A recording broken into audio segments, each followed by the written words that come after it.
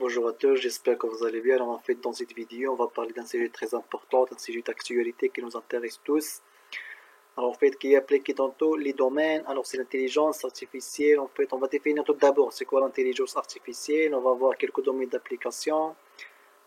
Quand même, l'intelligence artificielle, c'est un atout pour le marketing. Alors on va commencer par la définition de l'intelligence artificielle. Alors qu'on va voir l'intelligence artificielle ou bien Artificial Intelligence en anglais, c'est une science qui étudie les agents intelligents. Alors c'est la définition en fait la plus courte et la plus simple pour bien comprendre.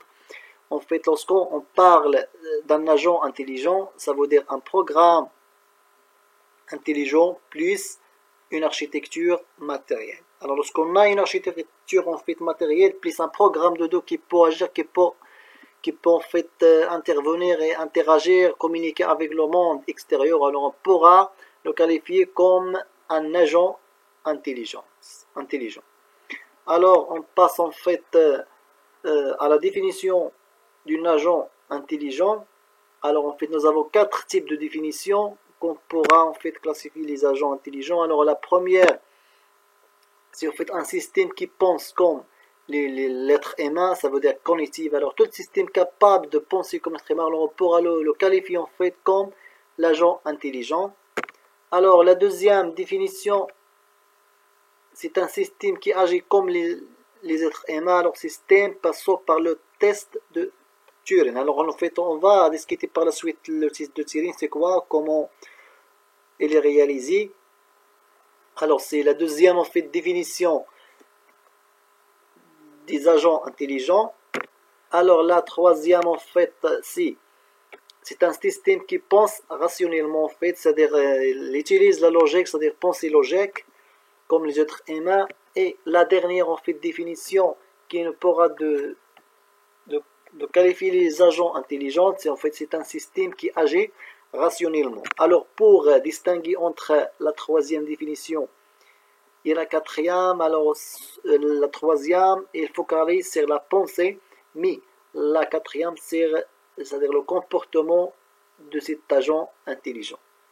Alors ici le rationnellement, ça veut dire la rationalité qui consiste à faire l'action appropriée, et cela dépend essentiellement de la mesure de performance qui définit le critère de succès. Alors maintenant en fait on va parler du test de Turing. En fait c'est un testeur humain que vous voyez ici à gauche qui doit identifier s'il dialogue avec un être humain ou une machine. Alors comme vous voyez ici nous avons un interlocuteur humain en fait qui interagit entre l'être humain avec l'être humain et un système d'intelligence artificielle. Alors pour bien sûr qualifier cet agent, est-ce qu'il s'agit d'un agent intelligent ou pas, alors en fait après le test il va comparer entre la réaction de l'être humain et de le système intelligent. En fait si ils sont presque semblables ou bien semblables 100%, alors on pourra le qualifier comme agent intelligent, sinon on ne peut pas gérer qu'il s'agit d'un système de l'intelligence artificielle. Alors c'est ça en fait l'idée générale de test de Turing, c'est très facile à réaliser. Alors maintenant on va passer en fait on va passer à la définition en fait de l'agent. Alors comme j'ai déjà mentionné, c'est un programme plus architecture. Alors c'est une entité considérée comme percevant, c'est-à-dire perceptrant, comme vous voyez ici, et avec son environnement par des capteurs. Alors comme vous voyez ici nous avons un agent, et ici l'environnement, ça veut dire le monde extérieur. Alors bien sûr il va interagir avec ce monde là par des capteurs qui sont de senseurs en anglais. Alors il bien sûr agir rationnellement avec cet environnement par des effecteurs, comme vous voyez ici, c'est-à-dire par des actions ou bien des actuateurs. C'est en fait un agent qui est capable de gérer tout ça automatiquement à l'aide d'un programme intelligent qui se trouve dedans. Alors bien sûr on va passer maintenant à la partie la plus importante, c'est le domaine d'application de l'intelligence artificielle, c'est-à-dire où il pourra s'appliquer et comment il pourra nous aider. Alors comme vous voyez ici il y a plusieurs domaines